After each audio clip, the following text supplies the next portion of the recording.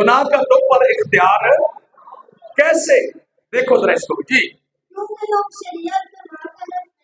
तुम शरीयत के मतहत नहीं, हालेलुया। किसके मतहत हो? फसल के मतहत।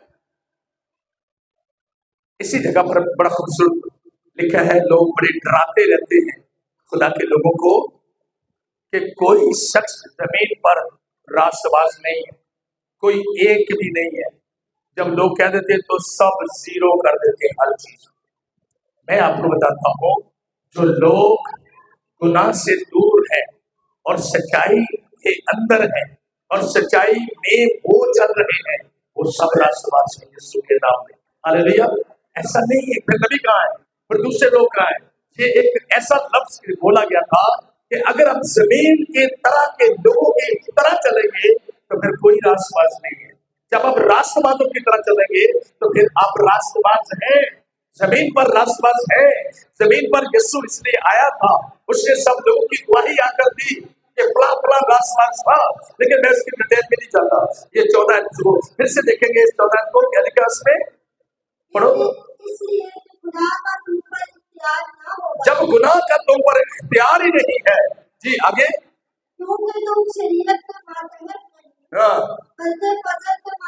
जब तुम पर फसल हो गया तो फिर आप शरीयत के मतहत नहीं है, आप फसल के मतहत हैं। हालेलुया। तो फसल जब हो जाता है तो फसल का जो विस्तृत एरिया है वो बहुत बड़ा है, गुनाह का महदूद है, लेकिन फसल का जो आप समझ सकते हैं कि एरिया है वो बहुत बड़ा है। खुदा का फसल बड़ा है गुनाह से, इसलिए उस पर गालिब है, इसलिए उसको शिकस्त देता है, इसलिए उसको हार देता है, मार देता है। लेकिन जब हम खुदा में और खुदा के रूह में, खुदा की तरफ में चलते हैं तो फिर बरकत ज्यादा जिंदगियों के अंदर आती है, फिर हम सब उसमें ज्यादा बढ़ते हैं। मैं अब सबको बताता चलूं, जब हम सच्चाई से वाकिफ नहीं होते उस वक्त हम कैसे होते हैं, मुझे बताओ जरा। उस वक्त हम कैसे होते हैं? जरा इसको पढ़ो, ध्यान से पढ़ो, इसको आगे पढ़ो जरा। मैंने क्या लिखा है? बस क्या हुआ, क्या हम इसलिए गुनाह करें कि शरीयत के मातहत नहीं, बल्कि फजल के मातहत है। अच्छा, क्या तुम नहीं जानते कि जिसकी फरमाबरदारी के लिए अपने आप को गुलामों की तरह अच्छा मेहनत करते हो, उसी के गुलाम हो। अच्छा, जिसके फरमाबरदार हो वह गुनाह के जिसका अंजाम मौत है। अच्छा, रास्तबाजी है जिसका अंजाम क्या है?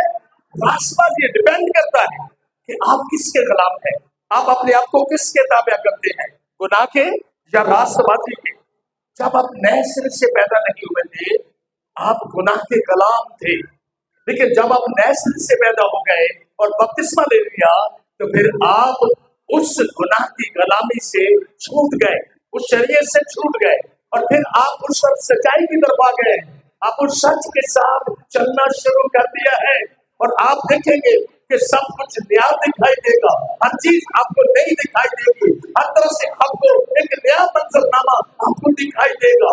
जब आप सच्चाई के साथ चलेंगे, सच्चाई आपके अंदर होगी, सच्चाई में हम होंगे, फिर सच्चाई हम में ज़ाहिर होगी। तो इसका मतलब क्या हुआ? सच्चाई हम में से ज़ाहिर हो, इसका मतलब क्या हुआ कि हमारी जिंदगियों से यीशु का जलाल ज़ाहिर होता है। हालेलुया। कितने मेरी बात को समझे? हालेलुया। तो इस बात को जानिए, इस बात को समझिए कि ये क्या है कि जब सच्चाई मुझ में होगी तो फिर मैं जिंदगी में चलूंगा, फिर मैं जिंदगी में फिर मेरे मुझ पर गुनाह का इख्तियार ना होगा। आप में ये खूबी है, आप में ये खूबी है, जब आप सच्चाई से चलोगे तो खूबियां आप में से ज़ाहिर होंगी। जब आप सच्चाई से साथ नहीं चलोगे फिर खूबियां नहीं, फिर नाकामियां और शर्मिंदगी ज़ाहिर होगी हमारी जिंदगियों में से। खुदा न करे कि किसी की जिंदगी से शर्मिंदगी ज़ाहिर हो या नाकामी ज़ाहिर हो। आपकी नाकामी की वजूहात जो है वो खुदा नहीं है, आपकी नाकामी की वजूहात आपके फैसले हैं, आपकी सोच है, आपके ख्याल है, आपका नजरिया है, आपका लालच है, आपका जो तमाम किस्म का जो जिस्मानी स्ट्रक्चर है वो जिम्मेदार है, आप जिम्मेदार हैं। जब आप सच्चाई से वाकिफ हो जाएं तो फिर कहें कि मुझ में से सच नजर आना चाहिए, चाहे रोटी मिले या रोटी ना मिले। क्योंकि मुझे यीशु की बात याद है, यीशु से जब सवाल अबलीस करता तो यीशु मसीह ने बड़ा खूबसूरत से कहा, उसने कहा सिर्फ आदमी रोटी ही से जिंदा न रहेगा, अगर सच्चाई उसको कह देगी कि तू जिंदा रहेगा तो फिर मैं जिंदा रहूंगा यीशु मसीह के नाम से। फिर मुझे कोई चीज बता नहीं सकती, मार नहीं सकती, क्योंकि मुझ में से सच्चाई था, मुझ में सच्चाई नजर आई।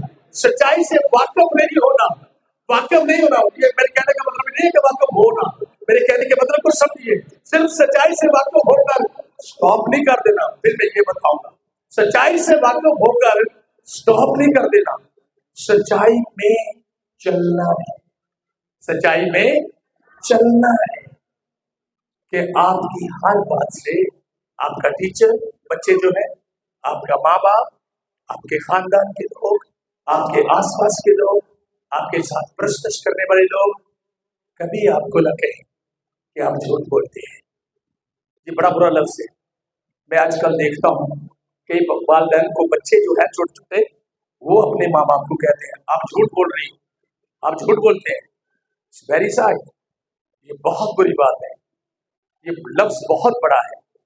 इस अल्फाज से जिंदगी पैदा नहीं होती, बल्कि आपकी शख्सियत जो है वो उस पर दबा आता है। एक छोटा सा बच्चा आपको कह रहा है कि आप झूठ बोलते हैं, सुना कभी, समझा इस बात को कि उसने तुझे क्या क्या दिया? झूठ का मतलब क्या है? आप झूठ बोलते हैं, इसका मतलब कि आपके अंदर झूठ है, आप झूठ के बने हुए हैं। सच से बनाकर आपके अंदर झूठ डाला गया है, आपके अंदर से झूठ निकल रहा है। छोटी छोटी बातें हैं जो आपको अपने बच्चों को सिखानी है। किसी को इतना बड़ा लफ्ज नहीं कहना कि आप झूठ बोलते हैं, ये बहुत बड़ा लफ्ज है। अपने बच्चों को बताओ, छोटे बच्चों को बताओ कि कभी किसी को नहीं कहना, अपने से बड़े को, अपने से छोटे को, कि तू झूठ बोलता है। ये बहुत बुरा लफ्ज है, ये खुदा को बुरा लगता है। खुदा ने आपको सच्चाई से तख्लीक किया है, वो आपके अंदर से सच्चाई देखना चाहता है।